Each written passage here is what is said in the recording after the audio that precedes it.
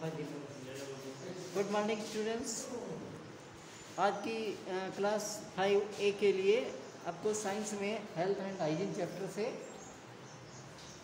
पढ़ना है। कल जैसा कि पढ़ाया गया था उसके आगे आप लोग अपनी बुक में देखेंगे, उसी से उसको पढ़ेंगे। तो हमने प्रोटीन के बारे में बता दिया था। प्रोटीन के बाद आता है वाटर एंड रगेज।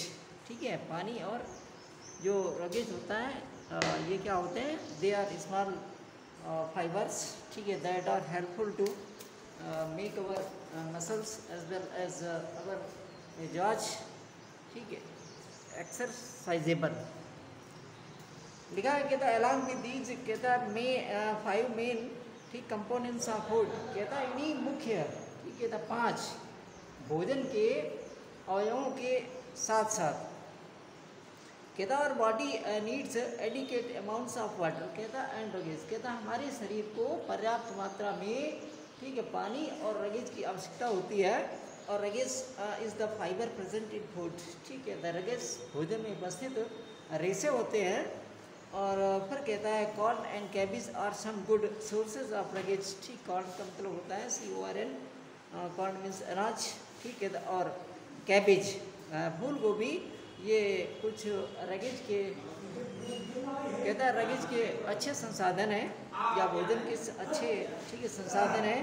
फिर कहता है we should drink plenty of water and include food stuff containing roughage in our diet, ठीक, कहता है हमें पर्याप्त मात्रा में पानी पीना चाहिए और हमारे भोजन में, ठीक है, रगेज सम्मिलित या रगेज उपस्थित, ठीक, कहता भोजन सामग्री सम्मिलित होनी चाहिए। आपने रगेज जाना क्या होता है? वाटर तो आप जानते हैं, इट इज़, ठीक है, सर्वाइवल बैंड्स ऑफ और काइंड आवर लाइफ। कहता है ये हमारे जीवन का एक, हमारे जीवन का एक जीवित रखने वाला एक बैंड होता है, बंद होता है। इट इज़ वेरी इंपॉर्टेंट, ठीक, ये फॉर आवर लाइफ, ये हमारे जीवन के लिए बड़ा ये आवश्यक या महत्वपूर्ण होता है। Without it we can do nothing for a long time. इसके बिना हम कहता हम लंबे समय तक कुछ भी नहीं कर सकते हैं। और रगेज क्या होता है? रगेज द फाइबर, ठीक है, रगेज के फाइबर रेशे होते हैं और दैट आर वेरी इंपॉर्टेंट, ठीक है, फॉर आवर ये बॉडी एक्सरसाइज, हमारे शरीर की अभ्यास या कसरत के लिए बड़े ही आवश्यक होते हैं। और they are helpful to digest our food easily. कहता है ये हमारे भोजन को आसानी से पचाने में भी महत्वपूर्ण होते हैं। आगे देखिए बैलेंस डाइट। कहता हुआ diet must include adequate amount of different components of food. कहता हमारे for our body to remain healthy, कहता हमारे शरीर को स्वस्थ रखने के लिए हमारे, ठीक है, तो भोजन में अलग अलग कंपोनेंट्स का मतलब अवयव, ठीक, कहता है भोजन के अलग अलग अवयवों की पर्याप्त मात्रा सम्मिलित होनी चाहिए।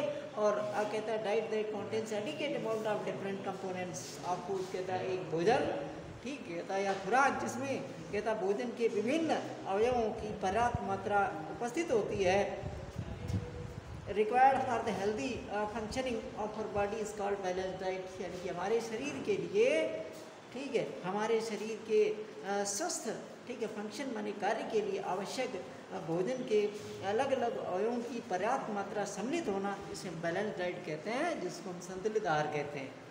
कहता है notice that different part of our group have different size on the plate. कहता देखिए डिफरेंट फूड ग्रुप्स, कहता है विभिन्न प्रकार के भोजन के समूह, यानी कि भोजन समूह have different size on the plate, ठीक, कहता प्लेट में अलग अलग उनके आकार हैं। और कहता यू शुड ईट मोर, ठीक, कहता foods from the wider groups. कहता आपको बड़े समूह में या बड़े समूह के रूप में अधिक से अधिक फूड स्टफ खाने चाहिए, ठीक, कहता भोजन सामग्री खानी चाहिए। और fatty foods should be eaten in larger amounts. कहता ये फैटी मतलब वसा वाले भोजनों को या वसा वाली सामग्रियों को अपनी डाइट में मतलब कम से कम अमाउंट में लेना चाहिए, कम से कम मात्रा में लेना चाहिए। रिमेंबर, कहता है to eat food from all food groups every day.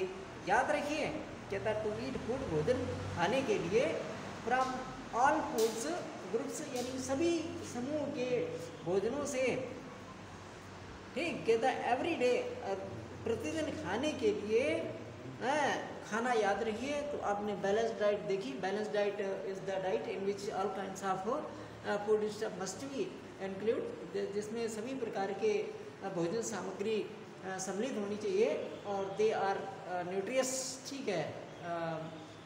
As all the food stuff are not include with all kinds of nutrients, यद्यपि कहता सभी भोजन सामग्री में सभी प्रकार के ये न्यूट्रिएंट्स यानी कि पोषक तत्व सम्मिलित नहीं होते हैं। So we should take different types of foods to supply our body, ठीक है, nutrients, all kind of nutrients, सभी प्रकार के पोषक तत्वों को की पूर्ति के लिए हमारे शरीर में सभी प्रकार के भोजन करने चाहिए।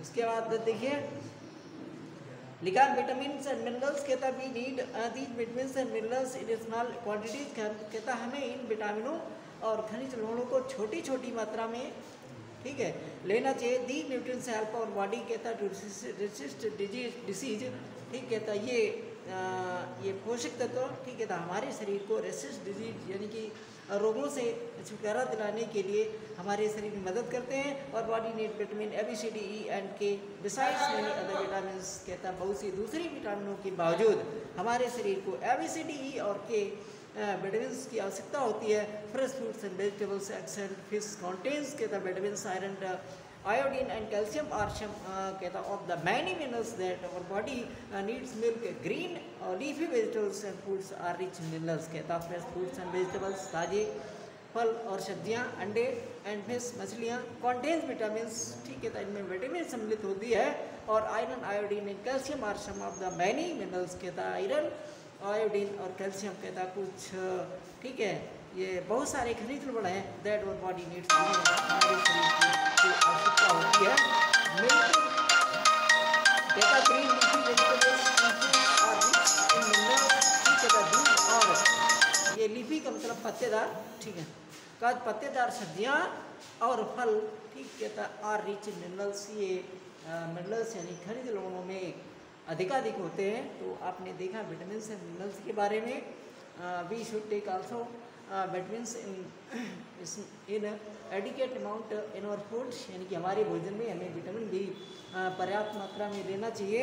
इसके बाद जो दूसरा मिनरल्स है, minerals are also very important for body, ये खनिज लवण भी हमारे शरीर के लिए बहुत ही आवश्यक होते हैं। They are included with fruits, vegetables and, ठीक है, फ्रूट, वेजिटेबल्स, एग्स एंड, ठीक है, एग्स एक्सेट्रा, इनमें सब में उपस्थित होते हैं। इसके बाद आता है डिसीजेज, लिखा है आगे डिसीजेज, कहता if some part of person's body is not healthy, कहता अगर एक व्यक्ति के शरीर का एक हिस्सा यानी कि एक भाग स्वस्थ नहीं है and therefore not working correctly, और इस तरीके से वो सही से इसे कार्य नहीं कर पा रहा है या कर पाता है, कहता वी से दैट पर्सन है डिसीज, हम कहते हैं कि व्यक्ति को रोग है। इसके बाद में कहता है diseases can not be classified as a communicable and non communicable, कहता है ये रोगों को हम कम्युनिकेबल की तरफ साध्य और असाध्य रोग के रूप में इनको क्लासीफाई नहीं कर सकते, वर्गीकृत नहीं कर सकते हैं। इसके बाद लिखा फिर एक टेबल दिया है, इसमें लिखा है, कहता है कम्युनिकेबल डिसीजेज जिनका हम क्योर कर सकते हैं एंड नॉन कम्युनिकेबल डिसीजेज जो अनक्योर्ड होती हैं या जिनका हम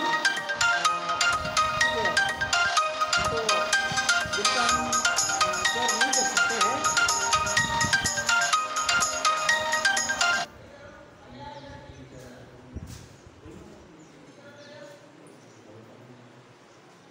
तो इसमें कहता these can be spread from one person to other, कहता इन्हें एक व्यक्ति से दूसरे व्यक्ति में, ठीक है, प्रसारित किया जा सकता है। दूसरी बात इधर नॉन कम्युनिकेबल में कहता the disease can not spread from one person to other, कहता इन रोगों को एक व्यक्ति से दूसरे व्यक्ति में नहीं स्प्रेड किया जा सकता है, भेजा जा सकता है या फैलाया जा सकता है। और इधर आइए कम्युनिकेबल में कहता they are caused by germs, कहता ये जीवाणुओं के द्वारा, ठीक है, प्रसारित होते हैं। They are caused by germs, कहता है ये भी जीवाणुओं के द्वारा प्रसारित होते हैं। सम कॉमन कोल्ड फ्लू, कहता है measles, malaria, typhoid and tuberculosis.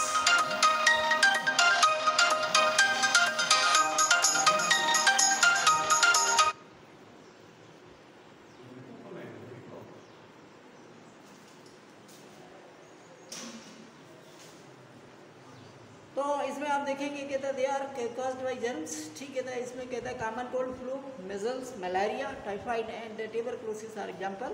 तो इसमें कोल्ड का मतलब जुकाम, फ्लू ये बुखार, मिजल्स ये फोड़ा फुंसी, इसके बाद मलेरिया और टाइफाइड यानी कि पित्त जो ज्वर, एंड ट्यूबरकुलोसिस और टीबी, ठीक कहता है। ये कैसे हैं, ये उदाहरण है। कहता इधर देखिए विटामिन डिफिशिएंसी, कहता obesity and allergies are example. इसके विटामिन है डिफिशिएंसी यानी कि कमी, और ओबेसिटी और एलर्जीज जो होती है इसके उदाहरण हैं।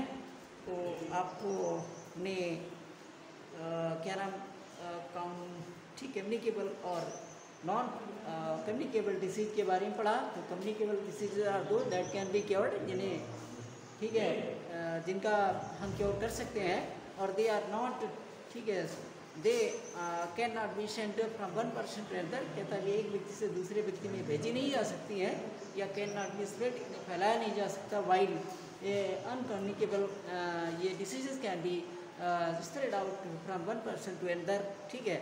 और इसमें थैंक यू, बस इतना ही। उसके बाद